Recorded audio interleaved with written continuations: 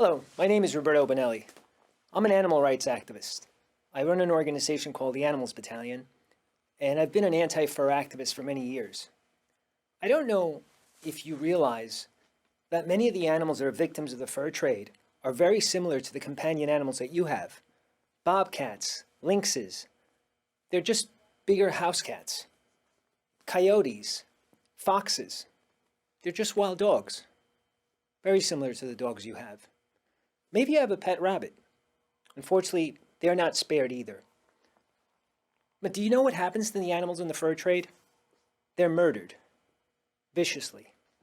They're gassed, they're trapped, they're beaten. There's numerous ways that they're killed. Sometimes they're caught in traps. Now, what happens in a situation like this is the mother will chew her limb off to get to the cubs. Sometimes the cubs are secondary victims.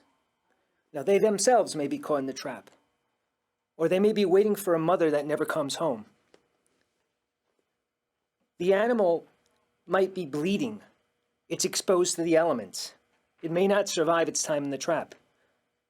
And then finally, when the hunter comes, or the trapper comes, it gets shot or could be beaten to death.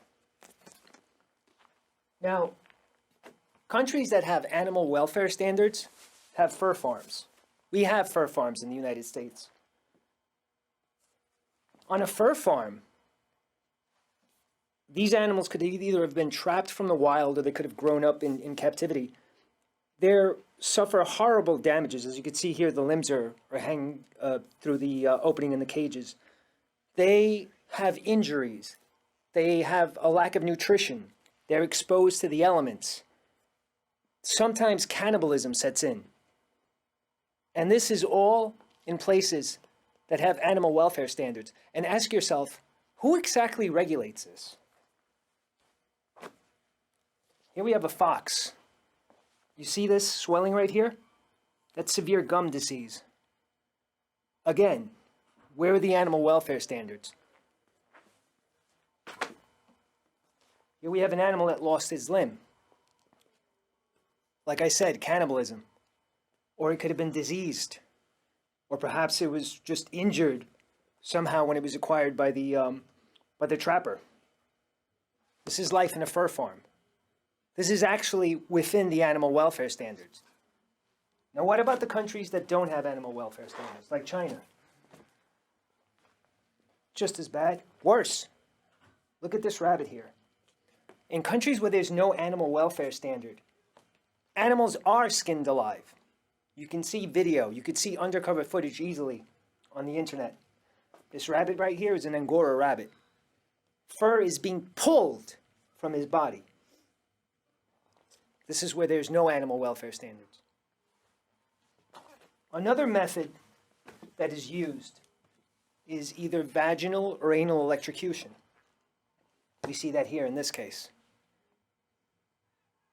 Yet another way that animals are killed in the fur trade. I want to go back to the trap. I want you to understand what exactly this trap is. This is a spring-loaded trap. The chain is tied to the ground.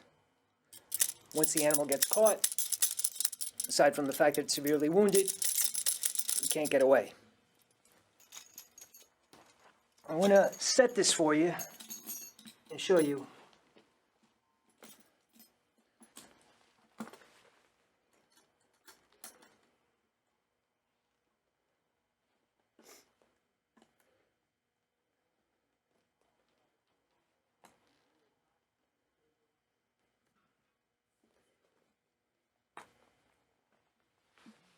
I use my feet because this is dangerous.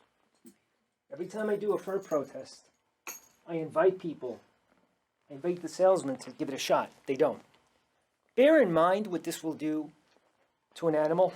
Understand also that in some areas where we have trapping by inhabited areas, sometimes companion animals will go into this. This is what the fur trade is.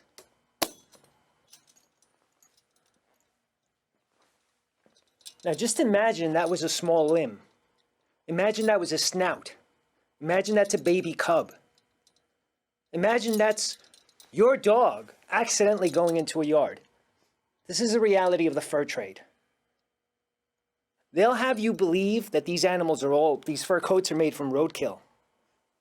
No, this is one of many devices that are used to kill these animals. If this angers you, if this upsets you, I invite you to get active, to do something. My slogan is, act up, fight back, protect the fauna. This winter season, we're going after a store called the Fur Source of New York. It is a 4th generation furrier. For 4 generations, this family has made its money in death. So again, I invite you to join us. And I thank Jeremy for having me on the show. Thank you.